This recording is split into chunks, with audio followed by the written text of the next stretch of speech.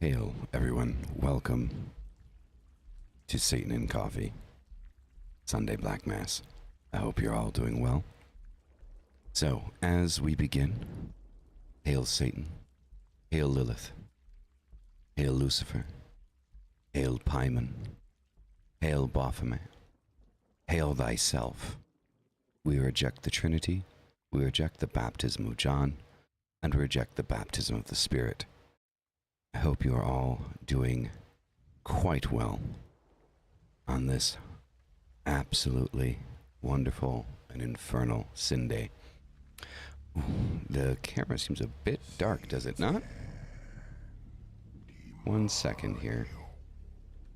Over here it looks fine. Once it goes live, it seems a bit off. Let's see here.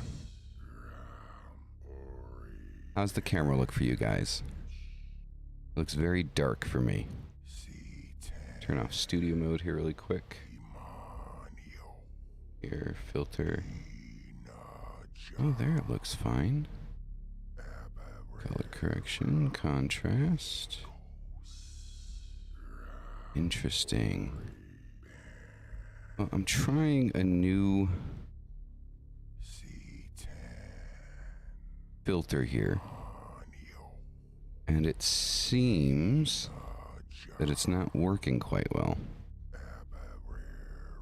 On the preview it looks fine, but once it's on the live, it doesn't look the way that it's supposed to. Let's see here. Second. Increase the contrast. Increase the gamma a little bit. Turn this on. Alright, there we go. That looks okay now. I do believe that that looks fine. That looks okay. Okay. So, welcome everyone. I'm glad to see everyone here. Welcome, Anja from Germany. Good to see you. Lady Tessa. Infinite Beyond. Kelly. Good to see everybody. Good to see everybody. So one of the things that we're going to be getting into today, that I have been trying to get into for the last few weeks and explain to a degree that... What does the intro chanting mean? So the intro chanting is a mantra that has been given to us, gifted to us, from a friend of the channel, Behemoth X. So he did a bit of kind of exploration into how he wanted, like, we asked him to kind of like, would you be interested in creating some music for the channel, and or like kind of like the introduction and the background music for the channel. And he said sure, and kind of went into ritual and kind of pulled it out. So it's a satanic mantra, and it is designed specifically to ignite your black flame and increase or improve your connection with the infernal overall, is what it's designed to do. So it is the only music that we play at the beginning, and it is the only thing playing in the background during each show, whether it be Apocrypha or Satan and Coffee. So we are greatly appreciated and have the utmost gratitude towards Behemoth X for his contribution to the channel.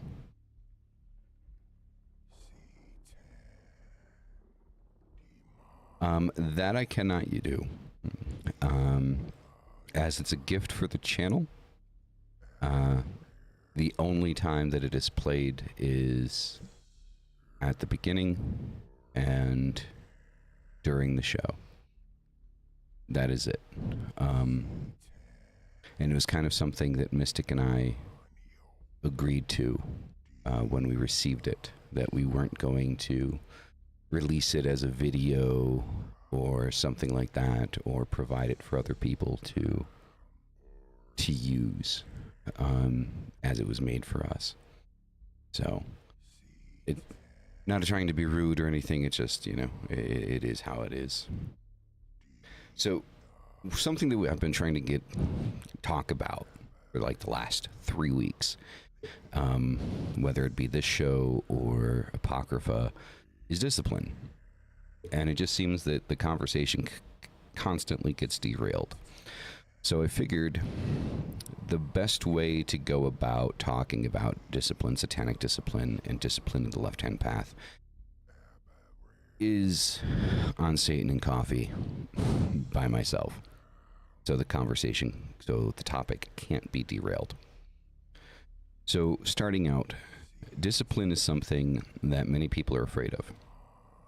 People look at discipline as something being rigid, that you need to be disciplined in every aspect of your life.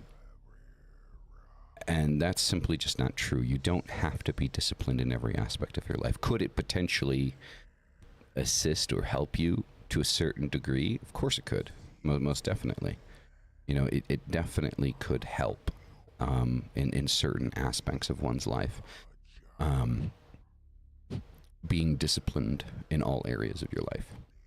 Of course it could. But the discipline that we're talking about is not something negative. It's not a reprimand. It's not something that, like, when you're in trouble, you get disciplined. The Satanic Bible and the left-hand path and Satanism teaches us accountability. Teaches us responsibility to ourselves, most of all. When you understand that you are the center of your universe, that you are the most powerful aspect. Black Wraith, welcome. Hail. When you understand that you are the most powerful aspect in your life, that you have control over the direction that your life goes, that you have control over where you are and where you're going, you begin to see the world differently. It is not to say that extenuating circumstances don't exist in the world, that there aren't external elements that are going to come in and try to push you into another direction. That is inevitability. But what personal accountability and personal responsibility shows us in those situations is that despite the external circumstances coming in and trying to topple us, we do have the ability to stand strong depending on how we handle those situations.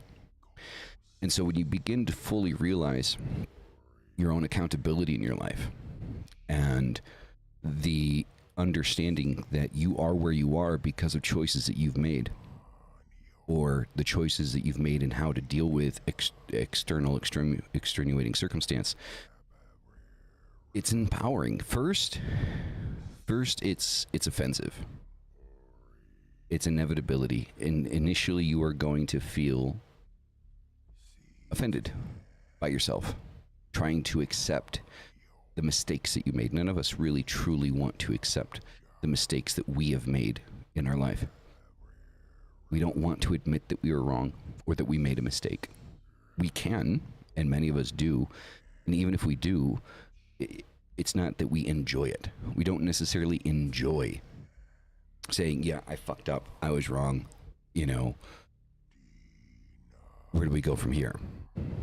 And it's natural. It's a natural reaction, right? It's not, I don't want to go as far as calling it a virtue to be able to say that you fucked up. But I mean, it's more for you than it is for anyone else. Understanding that you are accountable for yourself and that where you are in your life is because of choices that you made, and being able to accept that you made a mistake that had a consequence that was not favorable to you. What that does is that allows us to grow from that situation. If we fight against the idea that we've made a mistake, then we're only hindering our own growth. We're only stopping ourselves from growing. Most learning happens inside of mistakes. You're human, you're going to make mistakes. And it's okay. The discipline aspect comes in. When knowing that you made a mistake in your life, knowing that you're not where you want to be because of choices that you've made, and understanding that you want to get out of it, and understanding that you have the power to get out of that. The discipline aspect comes in is you need to show up for your life. So I've always described the difference between an amateur and a professional in anything is that the professional, even when they don't want to do the thing that they're doing, they still show up and do it. That's the difference between an amateur and a professional. An amateur is just like, I don't feel like doing it today, and they just don't do it. They open up a video game, they watch a movie, whatever. They do something completely different. They go for a walk. They don't do the thing that they need to do. The difference between a professional and an amateur is the professional shows up even when they don't want to, because they know that something needs to get done. You need to show up for your life. If you want something bigger out of your life, if you want a better situation, regardless of what it is, your job, your home life, the place that you live, whatever circumstance in your life that exists currently that you don't want to be in, you are accountable for that. You need to be accountable for that. You have to be accountable for that. And so long as you are accountable for that, and you do take responsibility that you are where you are, regardless of you wanting or not wanting to be there, because of choices that you've made, it actually makes it significantly easier to change it. You have the power. And one of the biggest things that people kind of say a lot of the time is, well, I don't have the ability to change it. I can't do this. Like, I need to pay my rent. I need to pay the bills. I need to do this. Well, nobody's telling you to just quit your job without anything backing it up, right? Nobody's telling you to make an irresponsible choice. That's part of discipline. And the biggest aspect of this discipline is what I like to tell people: you've already been through hell in your life. You've already suffered. You've already been to the end and back, and you're still here. For those that say that they don't have the discipline to do something, I beg to differ. You do. You do have the discipline to do it, to do what it is that you want to do. You have that discipline. That discipline exists and lives inside of you because you're still here. Satanic discipline, what it shows us is that when we make the choice to show up, and this also falls into the left-hand path as well, is when we make the choice to show up, when we make that difficult decision to be someplace that we don't want to be because we know that being there is going to provide us the outlet that we require, that we need in our lives. The ends justify the means. Is that you are accountable for that. You are responsible for that. No one else is. We need to stop the blame game. Stop blaming mom and dad and our brothers and sisters and friends and bad people that we've allowed into our lives because we didn't know that they were bad at the time.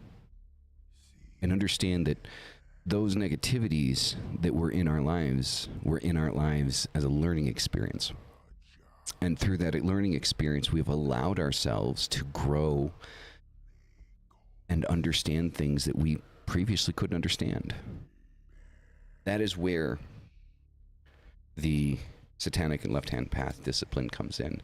The same thing inside of our practice, rituals. There's going to be days that we just don't want to do a ritual. But the moment we go into that ritual, we feel completed. We feel welcomed. We feel embraced. We feel loved. There's going to be days that something simple, something physical. There's going to be days that we don't want to go to the gym, that you wake up and I don't want to. But you know and you understand that once you show up and once you get into that routine, you're going to feel great because you did it. It's understanding that that initial reaction, that initial feeling inside of your mind, right, that tells you, I don't want to do this, is your brain trying to save you pain, right? Because anything that requires discipline to do, to some degree, emotionally or physically, is painful, right? And the brain's function is to stop us from experiencing pain. The discipline says that we are more powerful than the primal aspects of our brain that want us to sit on the couch and watch TV all day. We are more powerful than that. That is where that comes from. That is where that's pulled from. Discipline is just the understanding that you have control over your initial emotional reactions. That you and the higher level of thought in your cerebral cortex allows you to make decisions that initially maybe you don't want to. And it's the ability to make that choice and say, you know what, screw it, no, I'm going to work out. And that first few moments that you're in that workout, you're just like, oh, I don't want to fucking do this.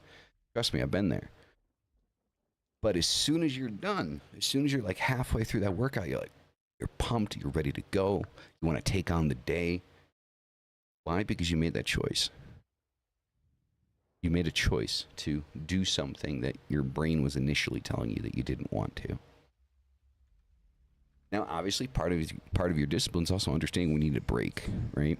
It's not forcing yourself all the time to do something. You understand yourself better than anybody. You need to be able to understand, today I'm going to force myself to do this. Tomorrow I'm going to focus on self, focus on this part of myself. So I'm okay, right? So, let us begin reading, shall we? I believe that should cover everything about discipline. I've just really been wanting to get that out. It's not something that's worth like an entire hour to talk about. You know. Not sure. Haven't really discussed it. I mean, there's definitely more to be brought up, right? This is the second time that she's been on. There's definitely more, things to discuss and talk about. That conversation could have definitely gone on for a couple of hours. I try to limit these to an hour at most, maybe an hour and a half, depending on what it is we're talking about, just for consumability. I think that people are going to see a video that's like an hour and a half, 2 hours long, and to just kind of skip over it. I mean, we did an episode a couple years ago with Bonnie and Curtis that went 3-4 hours. I think almost 5 hours it went. And, it was one of the least viewed lives that we had. So I think that when somebody sees a live that's almost, a ridiculous amount of time, over an hour long, it becomes rather intimidating, right, for people to watch it. Unfortunately, super long form content is on a decline because of things like TikTok and shorts and things like that. Generally speaking, people's attention spans are, significantly reduced. And this is just, the proof is in the analytics. When you look at super long form content, most people will watch maybe the first 10 minutes and then just kind of move on to the next thing, and that's just due to, the type of content that's being produced now. And, it's nobody's fault. It's just the world we live in. But so, yeah, when will she be back on? Probably soon. Like, I don't want to give any guarantees because I haven't spoken to her yet, but definitely I'm thinking soon, maybe next month or something. I would like to try for. But this month, no. But definitely probably next month. So, all right, let's begin reading, shall we?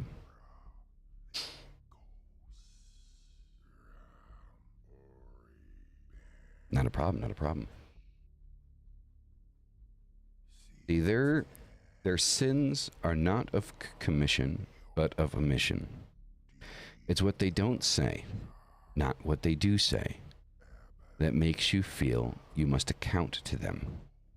They are much too crafty to make overt demands upon you, because they know you would resent it, and would have a tangible and legitimate reason for denying them. And if you're wondering what we're talking about here, okay, we are still talking about psychic vampires, okay? A large percentage of these people have special attributes which make their dependence upon you more feasible and much more effective. Many psychic vampires are invalids, or pretend to be, or are mentally or emotionally disturbed. Others might feign ignorance or incompetence, so you will, out of pity, or more often, exasperation, do things for them. The traditional way to banish a demon or elemental is to recognize it for what it is, and exorcise it. Recognition of these modern day demons and their methods is the only antidote for their devastating hold over you. Nate Bale's back on. I have been trying to get Nate on again for, I think, the last year.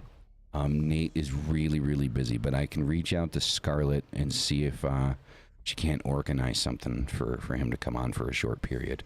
Even if it's on here, like on Satan and Coffee for a Sunday, I would definitely bring Nate on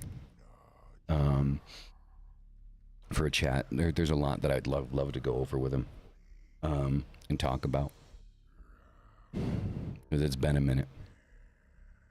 Most people accept these passively vicious individuals at face value, only because their insidious maneuvers have never been pointed out to them.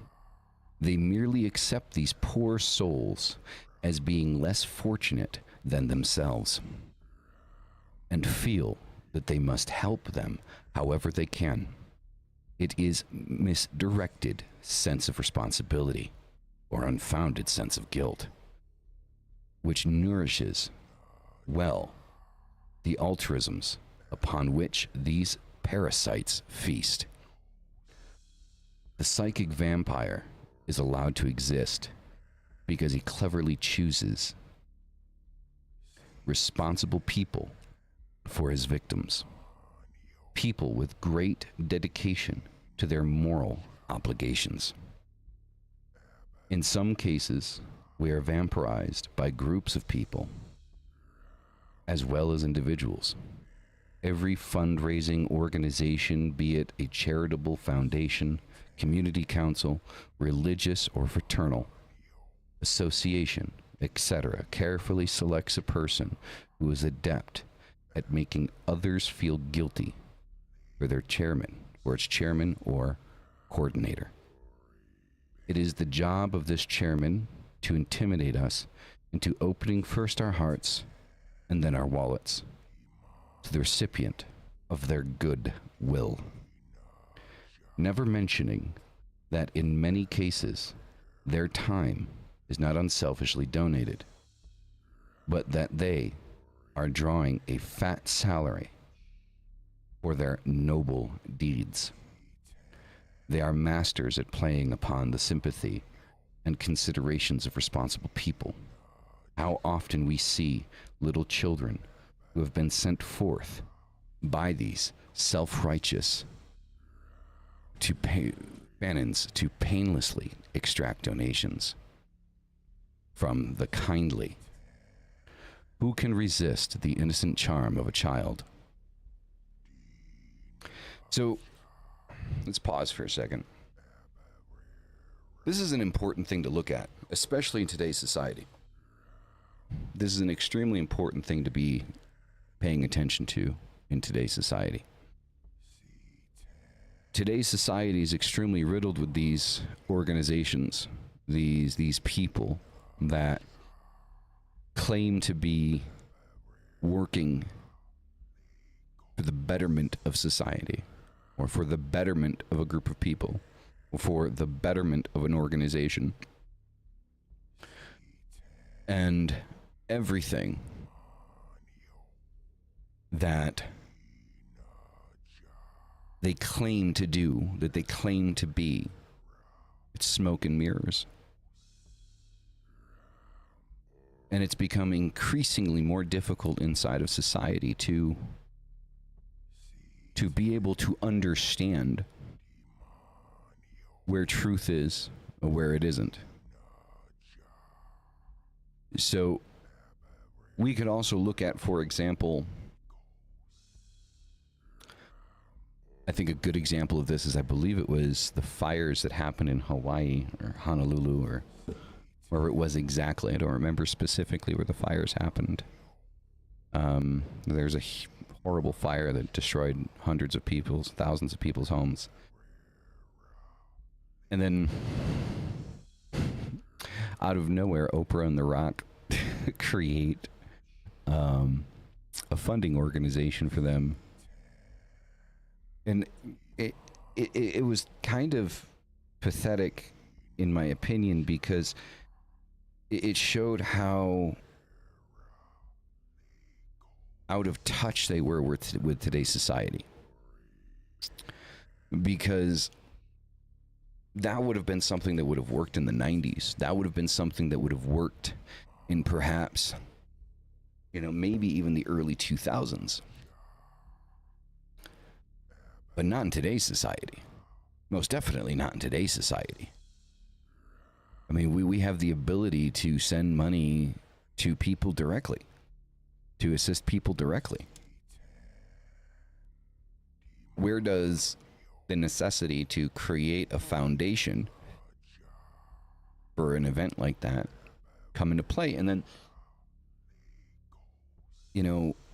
when you set up a foundation like that, the entirety of the money doesn't go to those people, but it is, just as it put here, it's pulling on your heartstrings. Us as demonolatrists, people of the left-hand path, Satanists, we aren't disconnected from empathy, right? We aren't, disconnected from our humanity. We aren't cold, uncaring, calculated beasts that exist in society as, many Christian organizations would have people believe. People out there want the world to believe that we are denizens of the devil, here to do the devil's work and create chaos and disorder, because we believe in the preservation of self over the preservation of the masses, because we understand that the preservation of self aligns itself to the preservation of the masses. That when one begins to try to take care of those external from us without taking care of ourselves first, we fall into this clusterfuck of a situation where we're constantly trying to keep our heads above water while simultaneously pushing somebody else's foot up above the water, which in turn immediately pushes us down under the water again. If you can't swim, you can't save someone else from drowning. And so the primary religiously focused organizations and machinery that exists in the world would have you believe, or have the rest of the world believe, that we are, for some reason, the absolute bottom of the barrel when it comes to faith, religious, and spiritual context in the world, that we are completely evil and untrustworthy because we believe in focusing on ourselves first, and believe that we don't have empathy, believe that we don't feel for others, when we do, and we do very strongly. And the idea of self-preservation is a constant struggle, because we do constantly want to help others. We do constantly want to put others' needs above our own, regardless of the consequences that might hold for us. We are cursed with empathy, though empathy in and of itself isn't necessarily a negative thing. Empathy in and of itself isn't a negative thing.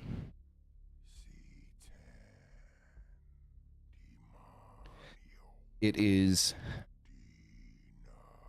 feeling over empathetic and sacrificing of self for others that don't deserve it. That is the plague. And trying to understand, when should we spread ourselves out just a little bit more, just to kind of help others out? And unfortunately, that is something that each individual one of us needs to kind of examine for ourselves, depending on circumstance and situation.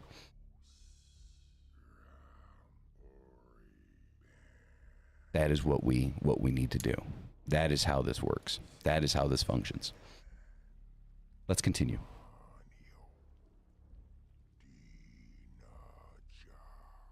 There are, of course, people who are not happy unless they are giving.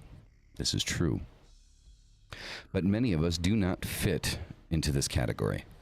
Unfortunately, we are often put upon to do things we do not genuinely feel should be required of us. A conscientious person finds it very difficult to decide between voluntary and imposed charity. He wants to do what is right and just, and finds it perplexing trying to decide exactly who he should help and what degree of aid should be rightfully be expected of him. This goes into exactly what I was just saying, right? Is that we are not evil people. We do not lack empathy. We have empathy. We feel for other people. We feel for their situation. We want to help other people. But the difficult part in today's society is understanding, is this something that I'm doing because I really want to do it, or because I feel like I'm being forced to do it? Right? Do I feel like that the world and society around me is creating a circumstance where I feel forced into doing this, even though I don't truly feel like I should be? And it's an examination that it's hard to make. It's an examination that's hard to make on that situation, on that circumstance. A lot of charities have big, expensive HQs in the most expensive areas of London. Money spent. Yep, exactly. Something fascinating about ethics, philosophy, religion, moral, science, all our human species. Anything is built and derived from the human imagination and creative mind or collective. Yes, very true. Very true. Each person must decide for him or herself what his or her obligations are to his or her respective friends, family, and community. Before donating his time and money to those outside his immediate family and close circle of friends, he must decide what he can afford without depriving those closest to him. When taking these things into consideration, he must be certain to include himself among those who mean most to him. He must carefully evaluate the validity of the request and the personality or motives of the person asking it of him. So again, it's personal circumstance, personal situation, and where you decide to put yourself and how thin you decide to spread yourself. But the most important aspects is your inner circle and yourself. And never forget to include yourself. And again, this goes into discipline, this goes into personal accountability, this goes into personal responsibility. If you are not thinking about those around you, if you're not thinking about yourself and what the outcome of yourself is in this situation, and those around you, and how it's going to affect those around you and those that you care about most, you are lacking discipline, you are lacking self-awareness, and you are lacking personal accountability and personal responsibility to your own actions.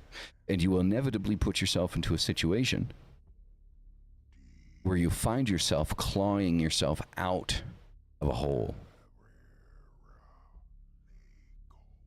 It is extremely difficult for a person to learn to say no, when all his life he has said yes. But unless he wants to be constantly taken advantage of, he must learn to say no, when circumstances justify doing so. If you allow them, psychic vampires will gradually infiltrate your everyday life until you have no privacy left, and your constant feeling of concern for them will deplete you of all ambition. And this is another aspect of the psychic vampire. and again, we talked about this kind of last week a bit, is where if you've ever been in a relationship where, you know, you get into an argument and you know that like you have like the right of way in the argument to a certain degree, but as you begin to argue, begin to fight, you begin to kind of go into this, you feel drained, you feel empty, you feel like the only thing you want to do is go to sleep. You don't feel like, you know, you want to fight your point. And that is a spiritual attack. That is a psychic vampire digging their fangs into you and draining you. They want to get a rise out of you. They want you to fight back, because the moment you begin to fight back, they begin to drain that energy. And you'll notice that they get to go, they're going harder into the argument. And the harder that they go, the more drained you feel. Despite the fact that you feel angry, despite the fact that you feel upset, despite the fact that you feel like you need to defend yourself, you're being drained. You feel empty, you feel tired, you feel just horrible inside that. That is a psychic vampire. Many psychic vampires are narcissists. If you have people in your life that attribute or have narcissistic behavior, chances are 9 times out of 10 they're a psychic vampire, whether they realize it or not.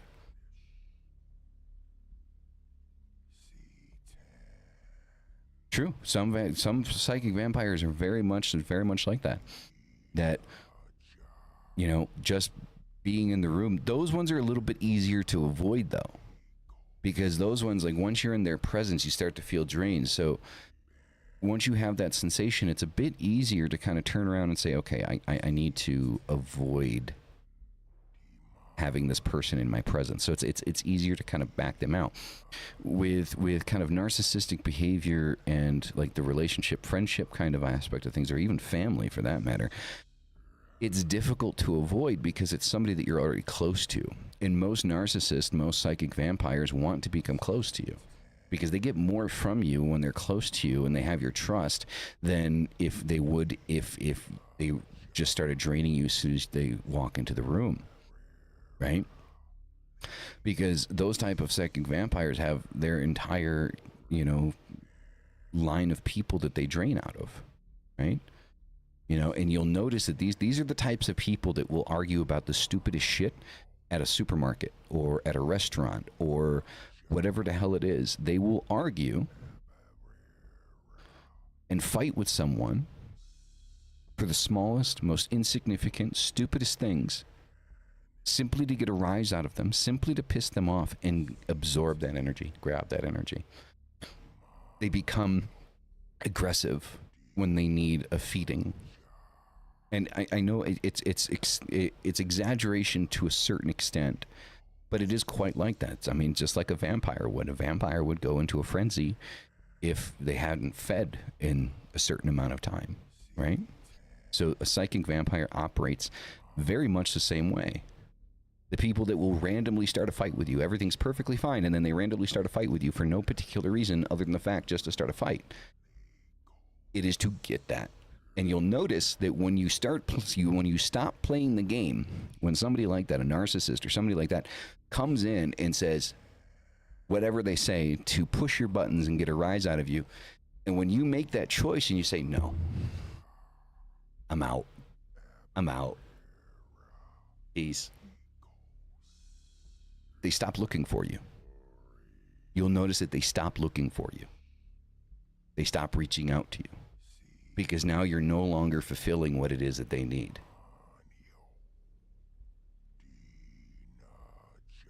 And I became addicted to substances again and mentally, physically drained. Thankfully, I could. Well, that's good, Seti. I'm glad you're able to get out of that. And yeah, I mean, like I said, it's not just like, you know, romantic relationships like boyfriend, girlfriend, husband, wife, stuff like that, but it's also family, brothers, sisters, cousins, mothers, fathers, you know. All of these people can be narcissistic psychic vampires. You know, I mean, narcissism is not all narcissists are psychic vampires, but all psychic vampires are narcissists. It just is, right? I mean, I have met a few people in my life that claim to be psychic vampires without understanding what a psychic vampire is because they thought it sounded cool, right? And they were definitely not narcissists, and they were definitely not psychic vampires. Psychic vampirism does not reflect historic recollection of human vampirism, of physical vampirism. It's very different. And a lot of people out there that I have met personally in the past that have claimed to be psychic vampires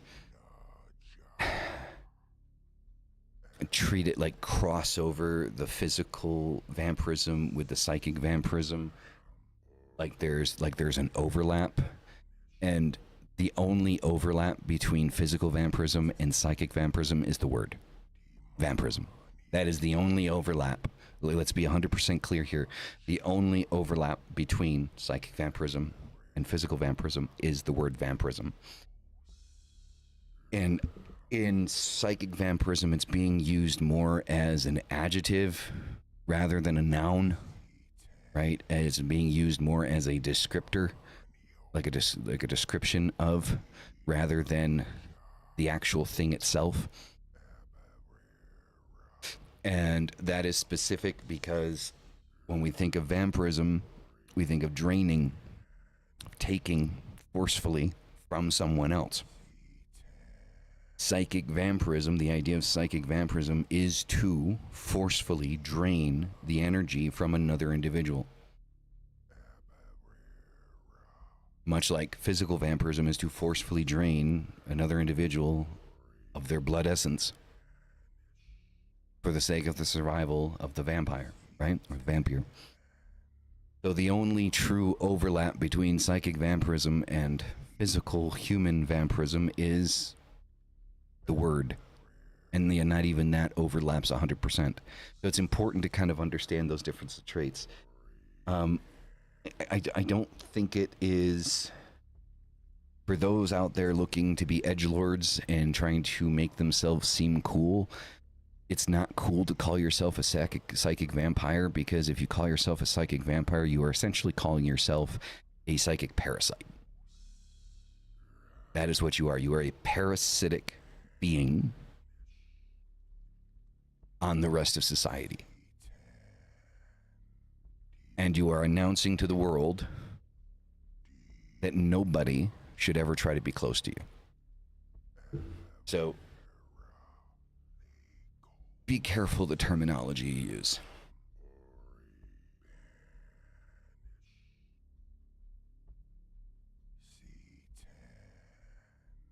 He's exceptionally persistent, and they mostly are. They mostly are.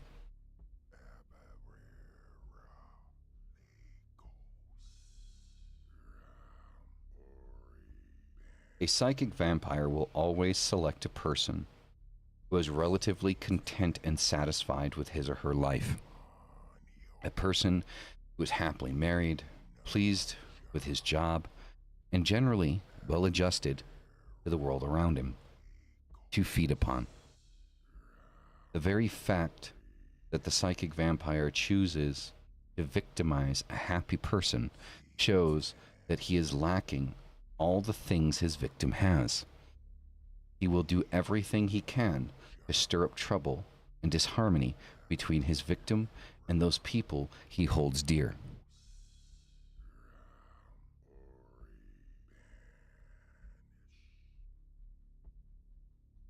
If we could label a modern term psychic vampire for older or more ancient terms, how could we identify them as such? I find this modern term very interesting. I'm still learning English. Sorry. No, it's okay. It's okay. I'm not 100% sure. If I understand your question correctly, you're asking like if there's an older or more ancient term for psychic vampire. I mean, possibly. That is something that I'll be honest, I've never actually looked into. I've never actually looked into that, so I'm unaware. Therefore, be wary of anyone who seems to have no real friends and no apparent interest in life, except you. He will usually tell you he is very selective in his choice of friends, or doesn't make friends easily because of the high standards he sets for his companions. To acquire and keep friends, one must be willing to give of himself something of which the psychic vampire is incapable. But he will hasten to add that you fulfill every requirement and are truly an outstanding exception among men. You are one of the very few worthy of his friendship. Lest you confuse desperate love, which is a very selfish thing, with psychic vampirism, the vast difference between the two must be clarified. The only way to determine if you are being vampirized is to weigh what you give the person compared to what they give you in return. You may at times become annoyed by the obligations put upon you by a loved one, close friend, or even an employer. But before you label them psychic vampires, you must ask yourself, what am I getting in return? If your spouse or lover insists that you call them frequently, but you also require them to account to you for their time spent away from you, you must realize this is a give and take situation. Or if a friend is in the habit of calling upon you for help in inopportune moments, but you similarly depend upon them to give your immediate need priority, you must regard it as a fair exchange. If your employer asks you to do a little more than is normally expected of you in your particular position, but will overlook occasional tardiness or will give you time off when you need it, you certainly have no cause for complaint and need not feel he is taking advantage of you. You are, however, being vampirized if you are incessantly called upon or expected to do favors for someone who, when you need a favor, always happens to have other pressing obligations. Many psychic vampires will give you material things for the express purpose of making you feel you owe them something in return, thereby binding you to them. The difference between your giving and theirs is that your return payment must come in a non-material form. They want you to feel obligated to them and would be very disappointed and even resentful if you attempted to repay them with material objects. In essence, you have sold your soul to them, and they'll consistently remind you of your duty to them by not reminding you.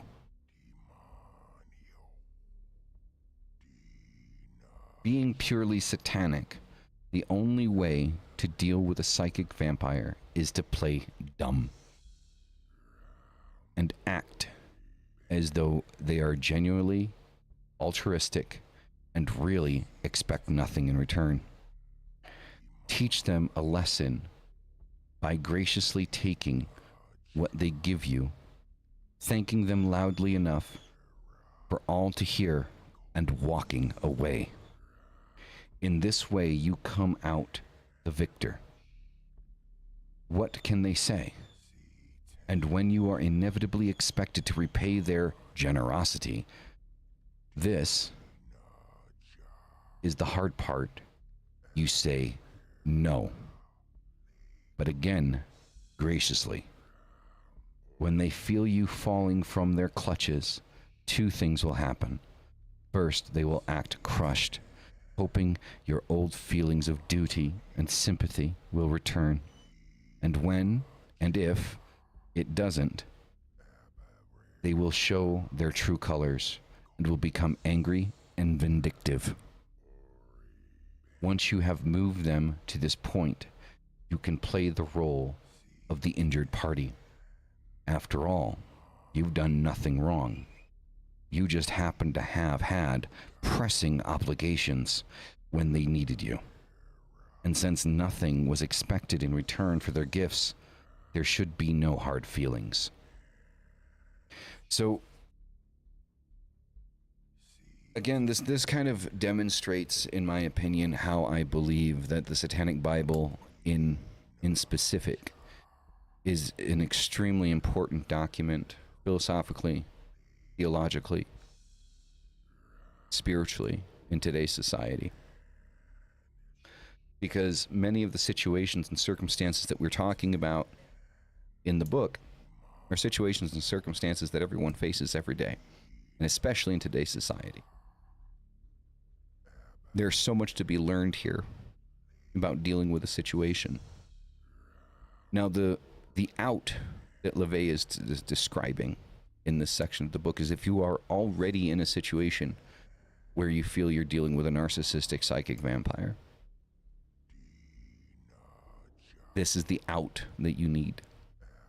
The best way to get an out with the psychic vampires and never get involved with one. But obviously that isn't always the case. That isn't always we don't always have the opportunity to understand who or what someone is before we get involved with that person.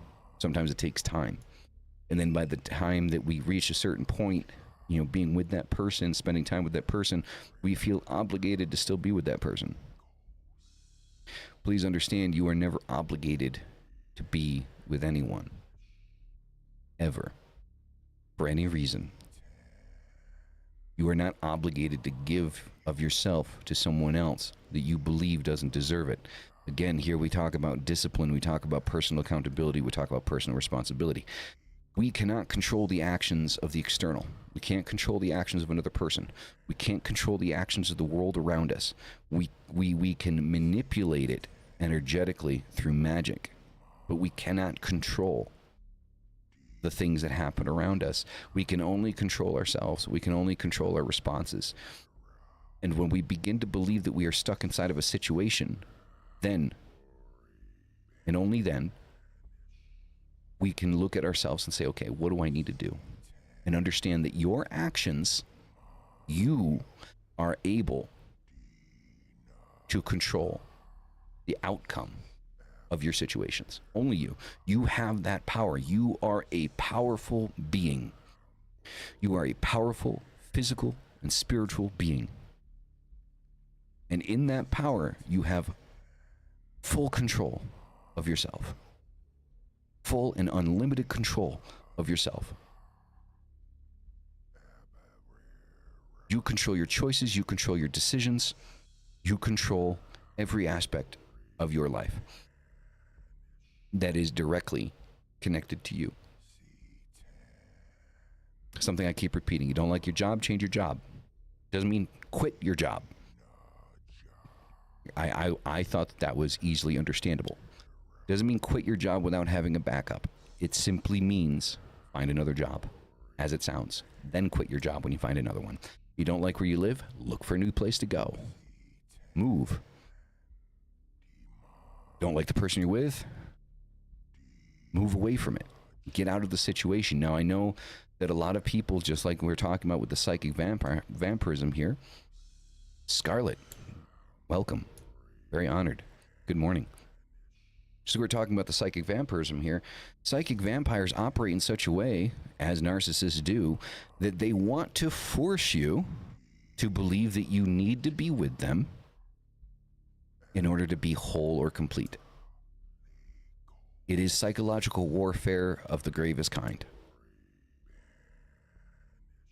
But I believe that when you have that understanding, when you take on the satanic discipline, discipline of the left-hand path, the discipline of self,